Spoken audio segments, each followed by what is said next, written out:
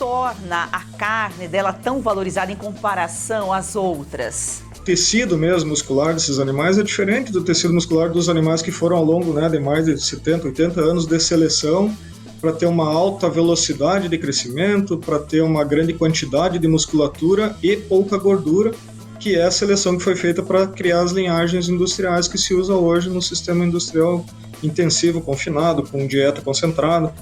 Esses animais eles têm, então, um tipo de fisiologia geral, de funcionamento do corpo, que ele é adaptado para situações de criação extensiva, ao ar livre, e com uma carne que o pessoal não reconhece mais hoje como carne de porco, mas que na verdade é a carne de porco original antes desse processo de aumentar a produtividade.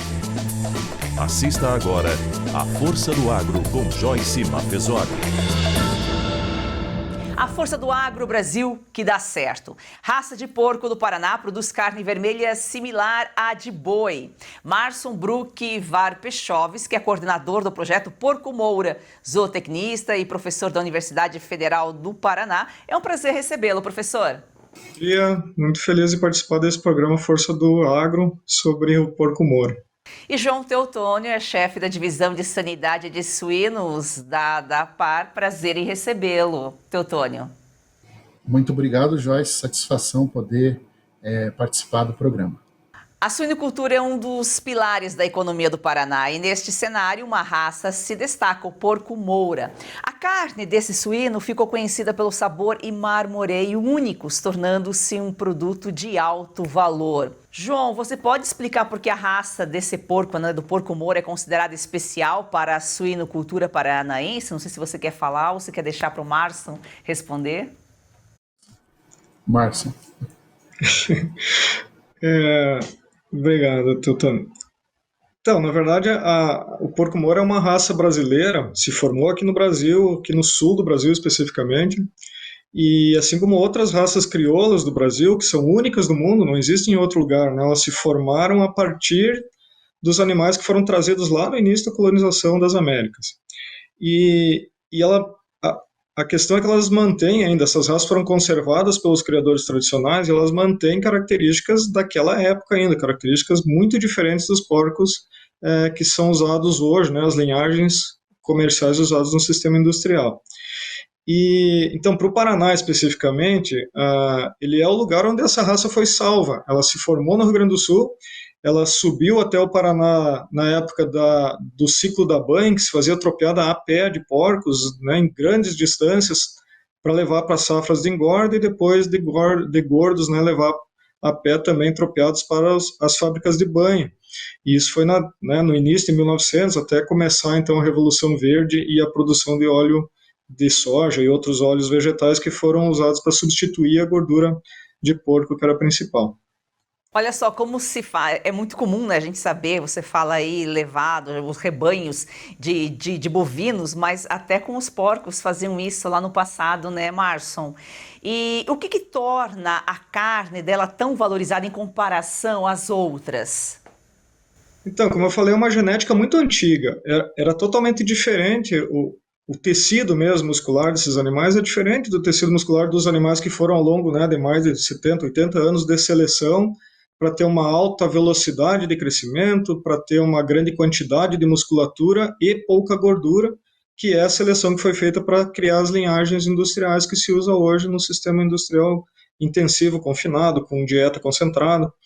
Esses animais eles têm, então, um tipo de fisiologia geral, de funcionamento do corpo, que ele é adaptado para situações de criação extensiva, ao ar livre, e com uma carne que o pessoal não reconhece mais hoje como carne de porco, mas que na verdade é a carne de porco original antes desse processo de aumentar a produtividade.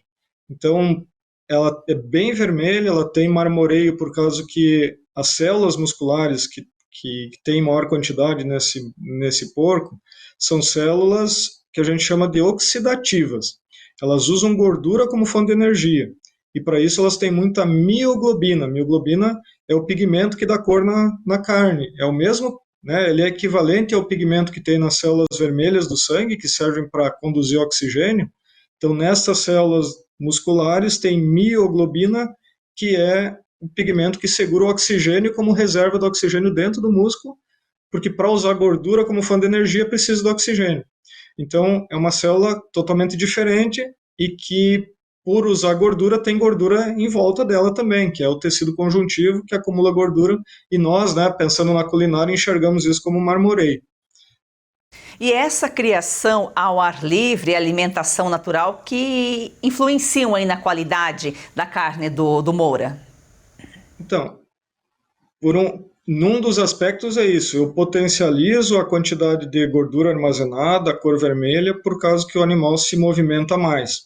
Então, assim, tem uma questão genética, se eu botar outros porcos de raça industrial nesse mesmo sistema, se eles aguentassem, né, o clima, o calor, o sol, né, mas se eu pudesse criar assim, como se faz lá noutra situação lá no norte do mundo, né, no hemisfério norte, tem criações ao ar livre de porcos de raças industriais também. Então, só que eles não vão ficar com a mesma carne, por causa que não é só uma questão de meio, é uma questão genética. Mas, além de tudo isso, a alimentação variada, diferenciada com alimentos locais e crioulos aqui da nossa região, também leva para a gordura e para a carne sabores especiais, componentes químicos especiais que também aumentam vida de prateleira, aumentam a saudabilidade dessa carne, então ácidos graxos essenciais importantes, antioxidantes em grande quantidade, que não foram colocados artificialmente na dieta, mas que eles estão presentes nesses alimentos variados que ele come quando está na dieta num meio mais próximo do natural, como se ele fosse um porco sendo criado num ambiente selvagem. Não é bem isso, né? Porque a gente controla, alimenta, né? Mas ao mesmo tempo o nível de saúde, de imunidade e de quantidade de nutrientes que não estão normalmente presentes nos produtos industriais, ele é muito grande nesse tipo de sistema. Então essa carne é valorizada por muitos aspectos, não só pensando do ponto de vista gastronômico, mas pensando também na saúde e na saúde do ambiente também pela forma como ele é criado. Ô Teutônio, por falar em saúde, até por ser criado livre, tem uns cuidados específicos justamente para controlar aí a sanidade do porco Moura? A forma de criação e a raça influencia diretamente, né, na questão de saúde e adaptabilidade da raça, né? Então, por exemplo, com relação à forma de criação, ou seja, é criado de uma forma mais extensiva, esse tipo de criação costumam ter desafios de outros tipos de doenças, né? Então, por exemplo, quando você passa de uma criação de confinamento, onde tem maiores desafios, problemas respiratórios, numa criação mais extensiva, você vai ter problemas, uma incidência maior de doenças parasitárias, por exemplo, né? Então, isso é de acordo com o tipo de criação, né? Então, essas criações também podem ter desafios dessa ordem, né? Se eu puder passar um paralelo para exemplificar, por exemplo, quando você faz adensamento em seres humanos, por exemplo, numa cadeia, você tem uma maior incidência de doenças respiratórias nos detentos, né? Então, da mesma forma, os animais, né? Você também, conforme a forma de criação, você também aumenta a prevalência de doenças de um determinado sistema, né, do que em outro. Então, a gente pode pensar que daí, criações ao ar livre, você tem alguns desafios que não se apresenta na criação intensiva, né, na suinocultura industrial, que são animais confinados, né? E também criações na suinocultura intensiva vão ter outros tipos de desafios, né? Então a gente pode pensar que dessa forma, né? Eu gostaria também de chamar a atenção de como que a ação do homem, né, na seleção para raças e no melhoramento, isso influencia, né? São animais que são da mesma espécie, né? São só de raças diferentes e que às vezes parece de outra espécie, parece outros animais, né? Só pelo simples fato da interferência do ser humano em termos de seleção, né? E aplicabilidade dessas raças de acordo com a realidade e adaptação local, né? Então é muito importante. Se você pegar, por exemplo, um javali e um suíno doméstico, parece que são animais diferentes e são da mesma espécie, né? São subespécies diferentes, mas com uma diferença muito grande em termos de capacidade corporal e adaptação, né? Então, só que a gente também pode inferir que o suíno, ele tem, dentre as espécies domésticas, é que se volta ao seu estado natural frente a um desafio de, por exemplo, de voltar ao estado de vida livre muito rapidamente.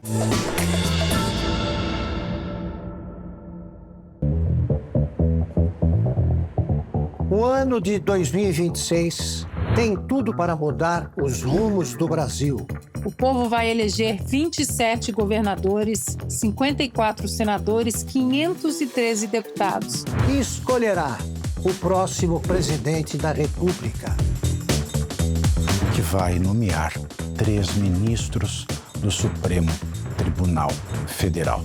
E a chave para o país seguir o rumo que a sociedade livre deseja é a informação. A Oeste nasceu para romper o silêncio. E se tornou referência no jornalismo independente. Também por não aceitar um único centavo de dinheiro público. Porque o nosso compromisso é com você e com a verdade. Agora chegou a hora do próximo passo.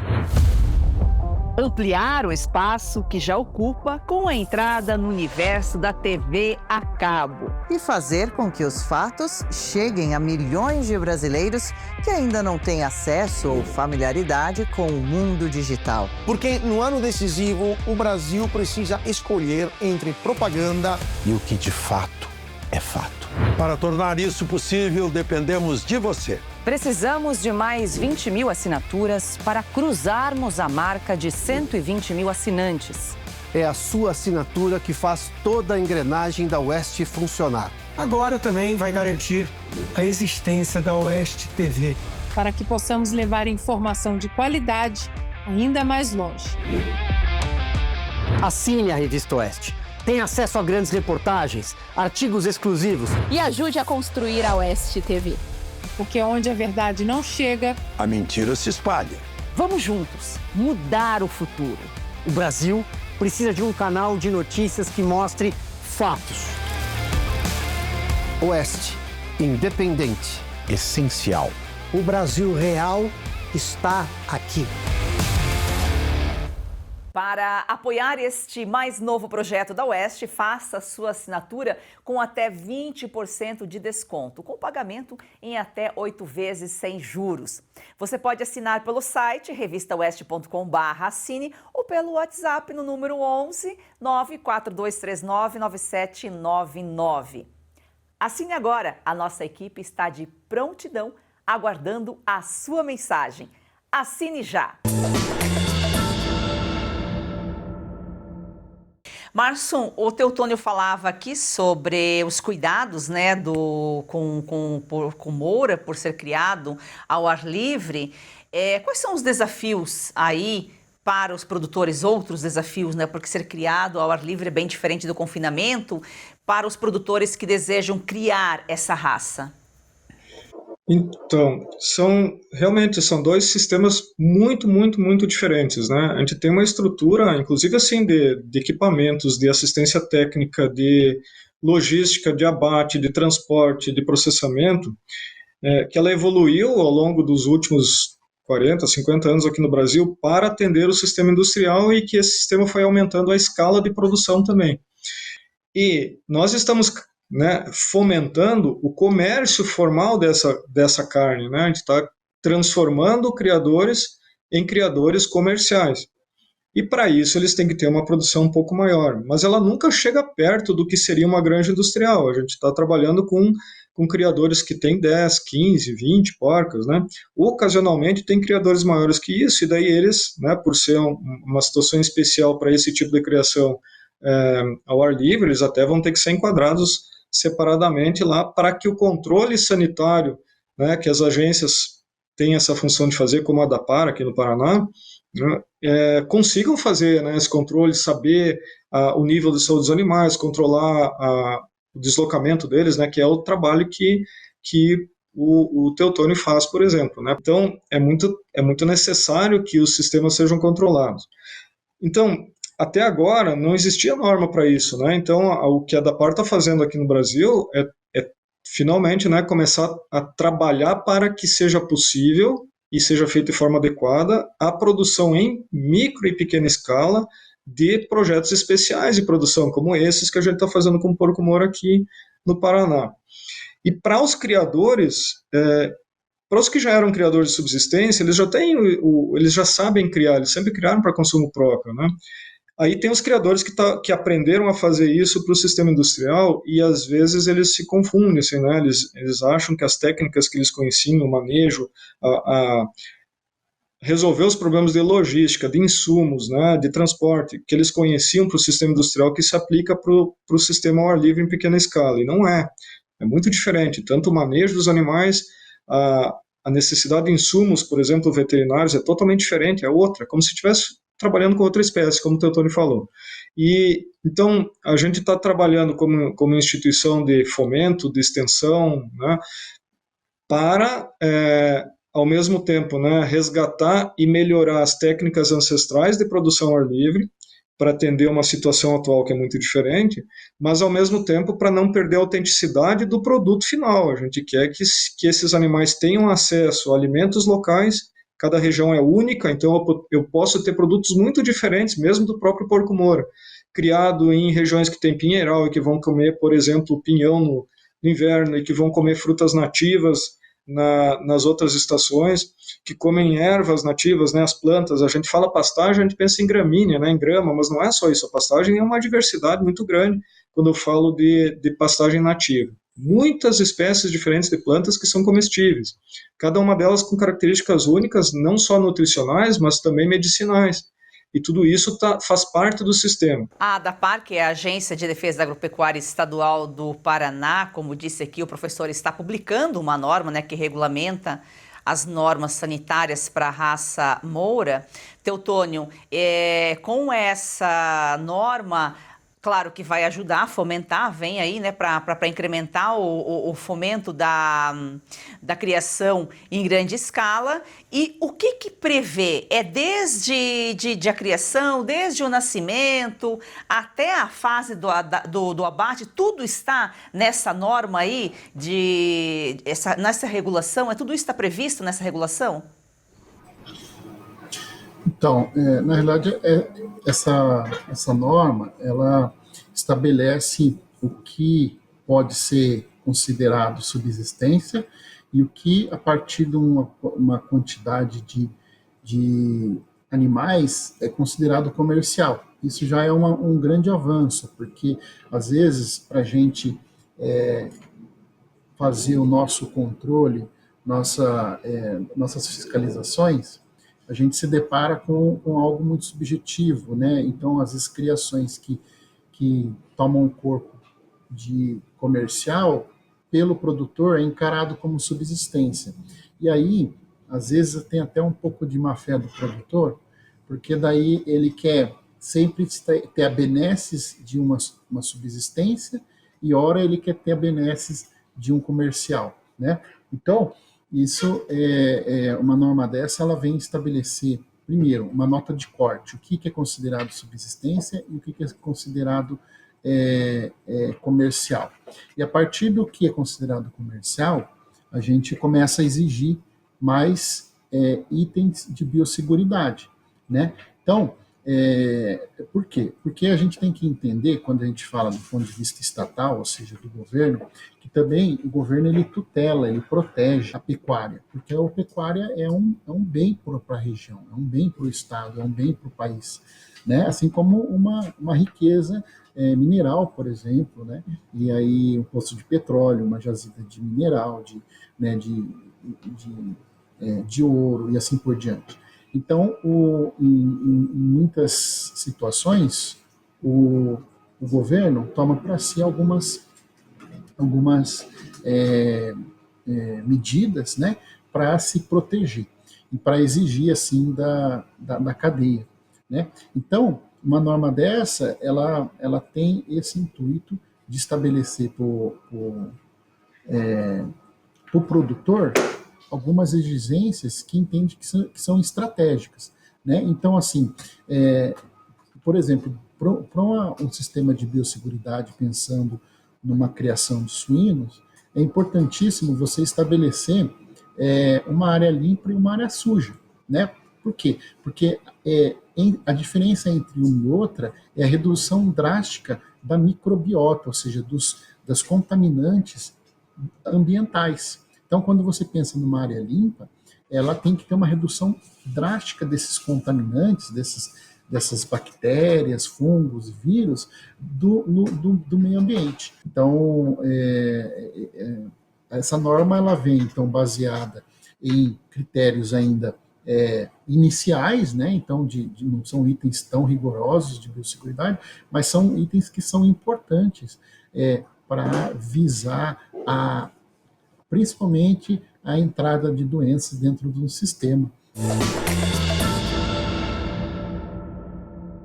Você está cansado de tomar 10, 15, até 20 comprimidos por dia e mesmo assim as dores não vão embora? Se você sofre com dores nas articulações, artrite, artrose, reumatismo, fibromialgia, dores na coluna ou nas pernas, preste atenção, este recado pode transformar a sua rotina e a sua saúde. Pode, vai transformar, Kátia. A Vitai Gold inovou mais uma vez e apresenta o Vitai 7 em 1. Uma fórmula com 7 ativos mais indicados por especialistas, agora em apenas 2 cápsulas por dia. Chega de tantos remédios. Agora praticidade para você, mais saúde e menos dor. É isso aí, olha o que você encontra no Vitai 7.1. Magnésio para fortalecer os ossos, cúrcuma para aliviar as inflamações, creatina para mais força e disposição, colágeno tipo 2 para regenerar as cartilagens, MSM reduz inchaço e rigidez, a clorela protege o fígado, a vitamina C turbina a imunidade, ou seja, tudo 100% natural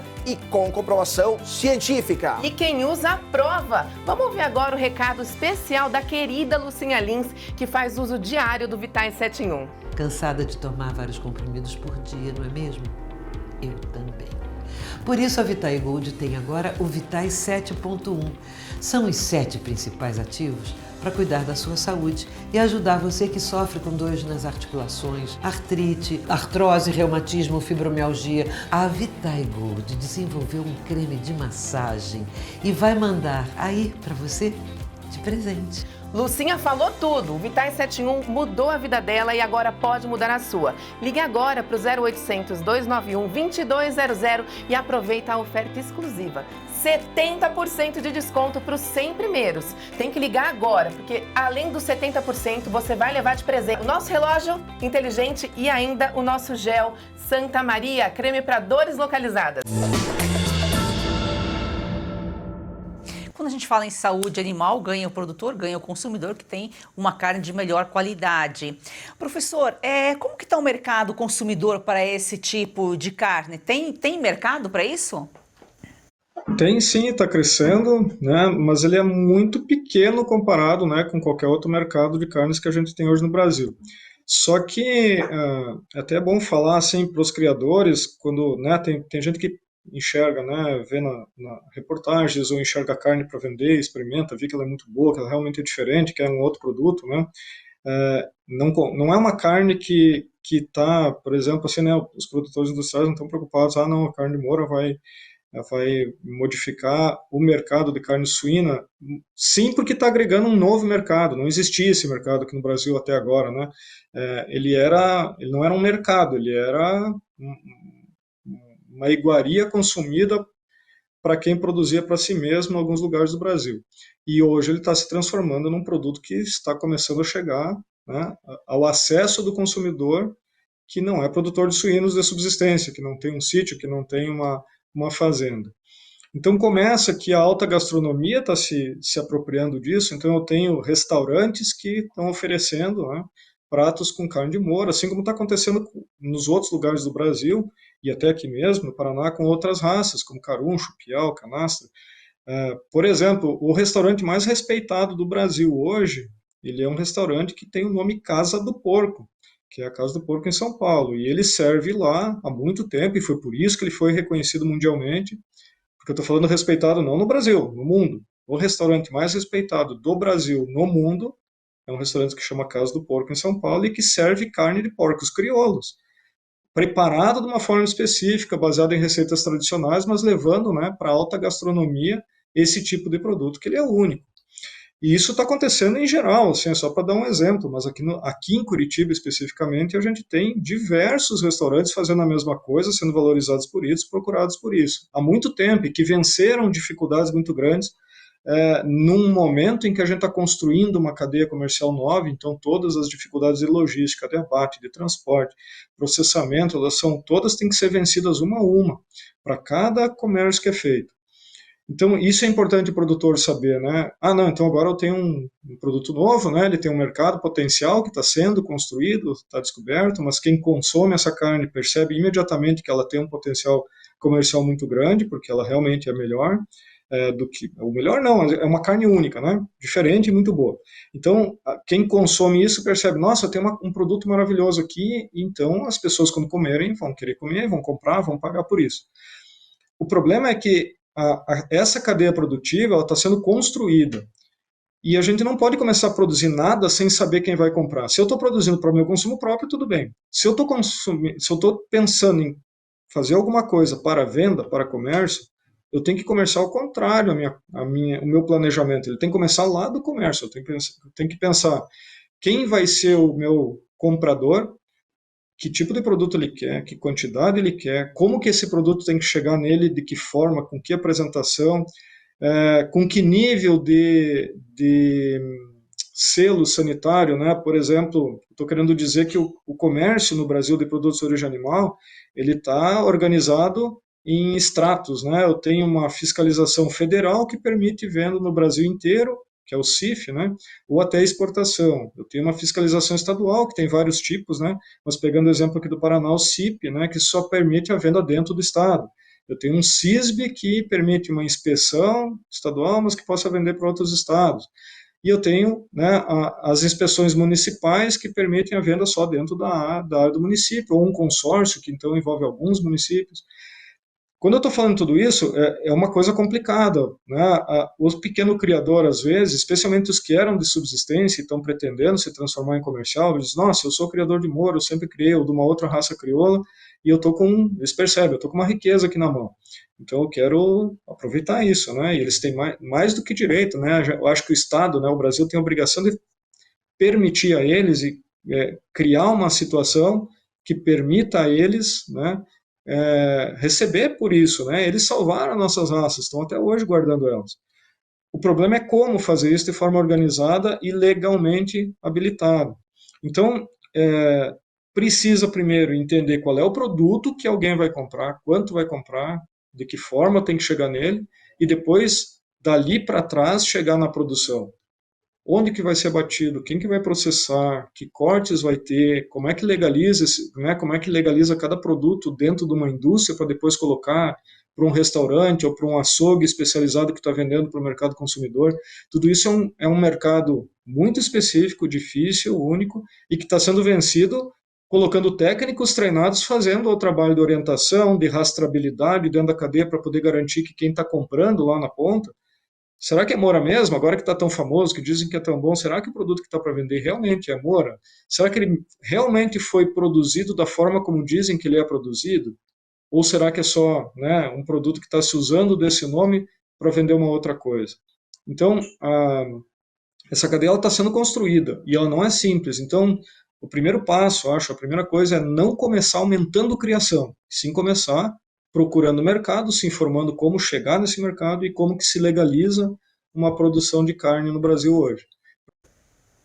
Nosso tempo esgotou, mas o assunto não. Nós vamos voltar a falar sobre o porco Moura aqui em A Força do Agro.